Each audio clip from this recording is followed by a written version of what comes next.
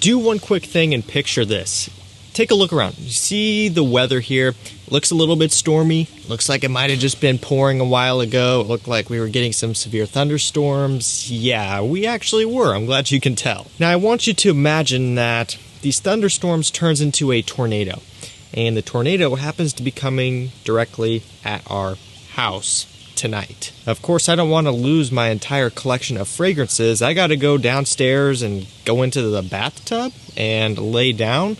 And well, these are the 10 summer fragrances I'm going to be taking with me. These are the 10 summer fragrances that I'm going to keep for life and let the rest get blown away and destroyed by a tornado. I'm not joking about tornadoes. It's a serious matter, and I live in an area where tornadoes are very likely. And yeah, we're going to be going over my 10 summer designer fragrances for life. I know, the video you've all been waiting for.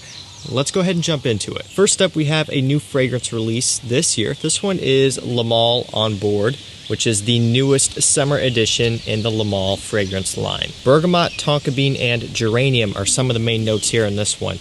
I really like how this comes across, and I like it a lot more than I thought I was going to.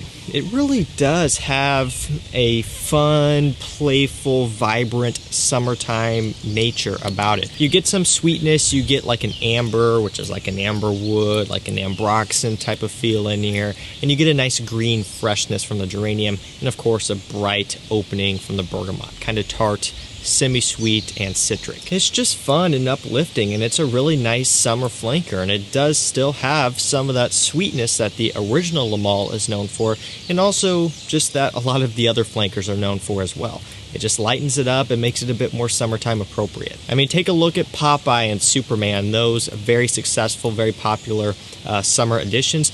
Those had a bit of sweetness as well. You know, not everything has to be 100% fresh, cut and dry all the way through to work as a summer scent. You can grab something with just a little bit of a sweet touch and it'll work great. You can actually get this one here in the United States now. It will be the first link down below in the video description, so you can pick it up and check it out before, you know, it hits the other retailers and discounters, because it's going to be a while. So hit that link down below if you want to grab one for yourself. Up next, we're going to go more towards the affordable end of the spectrum with Montblanc Starwalker. Bamboo, bergamot, orange, and musk are going to be some of the main notes here in this one.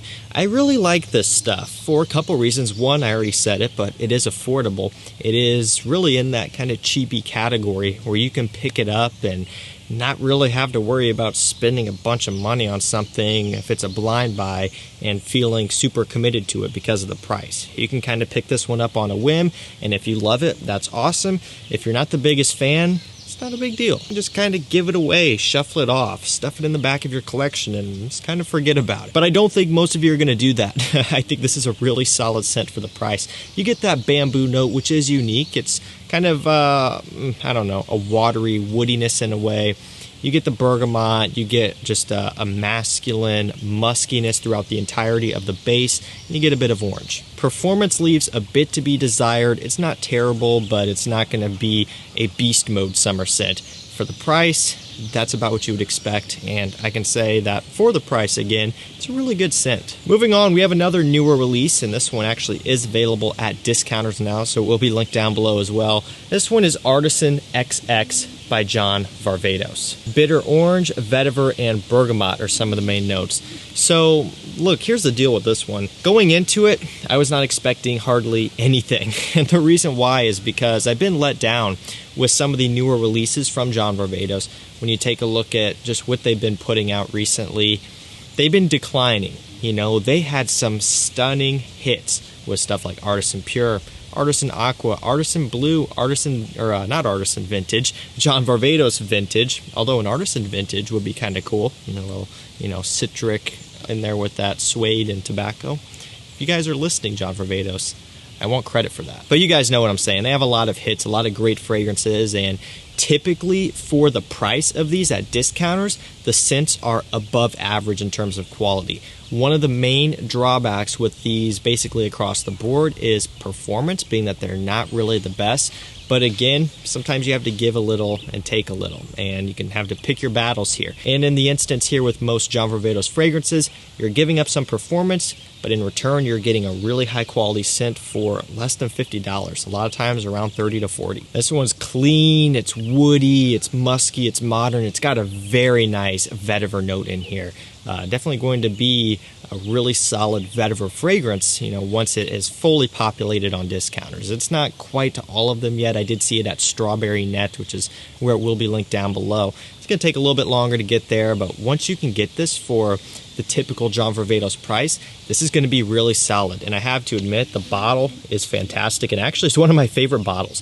I love this color. It does look modern, which alludes to the scent, and you get a nice kind of flake there, nice gray metallic flake. Looks very attractive, looks great sitting on your shelf, and the smell is even better. Up next, we have a scent that I've been craving a lot lately. I haven't been able to keep my hands off of it. This one is L'Homme Le Parfum. Very, very nice L'Homme flanker. It's a bit of a modern take on the original L'Homme, sprinkling in a little bit of that blue fragrance type of thing. You know, that amberwood, ambroxan, all that compliment-getting magical substances that they put into a lot of new fragrances. That's what this has. And I'm a huge fan of the original L'Homme, so some people may think that this is sacrilege. The good news is, well, you could still buy the original L'Homme. It is still fully in production on discounters, at retail. If you would rather pay retail for, you know, some reason, you can get that. So there's no one or nothing forcing you to get L'Homme Le Parfum. You can go for the original L'Homme still, and it is still one of my favorites. But if you want something that's maybe a bit more up to today's standards, you want something that'll be a bit more compliment friendly because it has that versatile type of DNA and that, you know, just that new modern twist, L'Homme Le Parfum is a nice option. I also really like this one in summertime because it has a bit of a warm, spicy sweetness to it, kind of like the original L'Homme with that ginger and the apple type of smell. You get that from here. So when you get some heat on this, it actually does warm up and get a bit warm and spicy, and smells really good. It still has enough fresh balance to where it works great. Very nice flanker, and it is one that you should definitely give a try. If you're looking at it and thinking it's going to be a bit pointless or a bit boring, I would urge you to at least give it a try. You may end up really loving it. Up next, we have Armani Code Colonia. Tonka bean, amberwood, and bergamot are going to be some of the main notes. So another one with a bit of sweetness, but a lot of that blue fragrance type of DNA. And I've talked pretty highly about Armani Code Colonia here a lot on the channel. It's one that I've really enjoyed since I first got it. I didn't get this when it first came out, and I still remember when this first came out. It just got immediately buried and swept under the rug. Like, people did not want anything to do with this stuff, and I understand why, but at the same time, it is kind of frustrating because then you have good fragrances like this that just don't get any attention, and people are afraid to say they like them, and people are afraid to try them and don't want to try them. And so, you know, when I got this one in, I'm like, wait, this is actually really solid. And I'll tell you the reason why I like this so much, and that is simply because I really can't wear Armani Code Profumo and Absolute in the summertime. Of course, you know, you can do it if you want. If I'm indoors and air conditioning, yeah, sure, that would work, but it's not the same. I like wearing those when it's cold outside in winter. And when it comes to going out and about and doing stuff, if it's 90 degrees with a crap ton of humidity, those fragrances aren't going to be that pleasant for me personally to wear. I like a little bit of sweetness, but Profumo and Absolute, yeah, they're more than a little bit sweet. They are on the very sweet end of the spectrum for men's fragrances, and that's when I like the cool winter air to tame them down. But a lot of times throughout the summer, I do crave those, and if I want a bit of that Armani Code DNA and I like that tonka bean and I'm craving it, I can go with Colonia in the summertime and it works great. That's why I'm really drawn to this one and why I like it so much. It's also one of the more affordable Code flankers, being that it is a bit less desirable and all of that, so you can get this one on discounters and not have to pay as much as some of the others. Let's go ahead and move on to Michael Kors Extreme Sky. Cypress, ozonic notes, and bergamot are some of the main notes. So what I like about this one is it's got a nice spiciness. It has a nice, fresh, airy, wafty, bright opening, and it really does have this summer daytime refreshing, cooling aspect about it. But what I also like is that it's heavy on the cypress, and It doesn't use just a ton of citrus and fruits like a lot of other fragrances out there for summer, and it also doesn't use a ton of aquatic notes and sea salt. This one really is an attempt at doing something a bit different for, you know, a men's fragrance for the warmer weather. And the name of the scent and the bottle here is really fitting for the scent. You know, you get the ozonic notes, you get the name Sky, you get, of course, the color of the bottle. It is just a blue, refreshing, bright, wispy, airy type of scent, which is very cooling and extremely refreshing for a hot summer day. I've been really liking this one for a while. I still remember reviewing it when it first came out, and I was impressed then. As I've spent some more time with it though, I started to love it even more.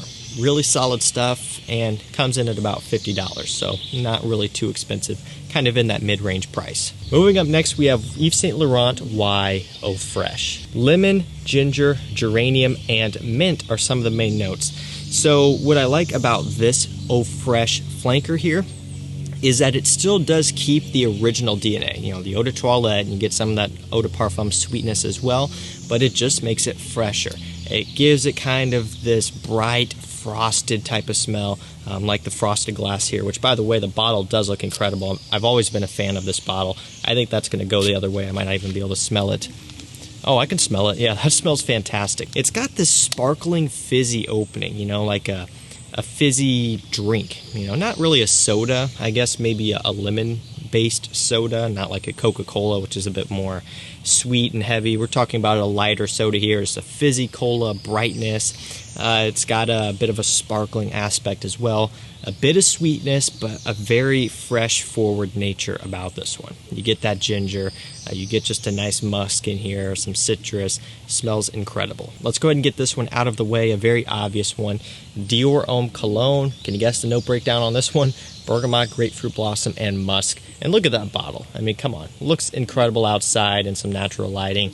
There's no editing done to this video either in terms of color. So yeah, just take a look at that. Looks beautiful. Really, really cool stuff. And the scent itself is even better.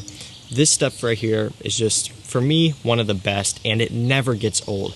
Just before I came out here and recorded this one, I picked it up, I did a couple sprays, I smelled it, and I'm like, oh yeah. You know, it's like each time I smell it, it's like the first time I smelled it, if that makes sense. You know, you get that wow factor and just that, oh, that's so good type of thing right off the bat each time. And I've owned this fragrance for quite a few years now, and each time I smell it, it still gives me the same reaction. It's refreshing, it's bright, and I've said this before, and I'll say it again, it's one of the only fragrances I'll wear when it is just wicked hot outside.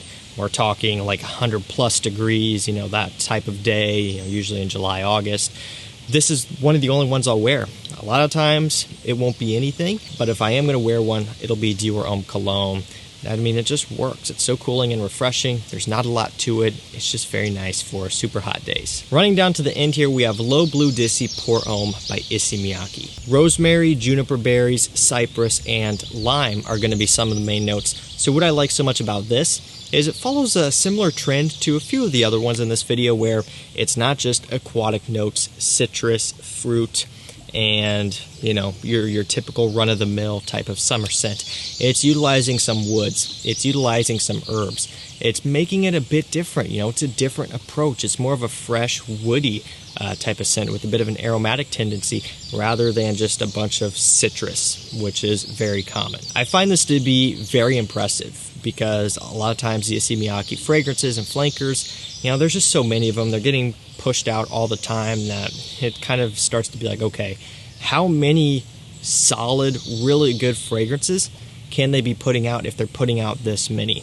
And to be honest, a lot of them aren't that great, but this one here is phenomenal. And last up for this video, Acqua di Gio Profondo. Sea notes, mineral notes, bergamot, and orange are some of the main notes. You get that orange right up top, man. It's creamy, it's fresh, it's, you know, kind of gives you a bit of a fruitiness, a bit of a sour punch, along with the bergamot as well. Bergamot giving it a nice tartness. And then, of course, the mineral notes. This is a photorealistic smelling marine scent with a different twist. You know, it smells like rocks. It smells like minerals. You get the aquatic notes. You get a bit of a saltiness. This right here, it's hard to describe other than to say that you need to smell this one if you haven't yet and you don't fully know what I'm talking about with this. I mean, you just got to get your nose on it and then you'll be able to follow along better. When I looked at the note breakdown before I had smelled this and before it really became available yet, I was trying to picture like, okay, what could this possibly smell like? Like how is this going to be? What is it compared to? And what I came up with in my head is completely different to now when I've actually smelled this one. You got to get your nose on it. If you're into aquatic scents, if you've really been lucky with the Aqua de Joe line where you basically like all of the flankers, this is blind buy worthy 100%. Get it and enjoy it for the summertime.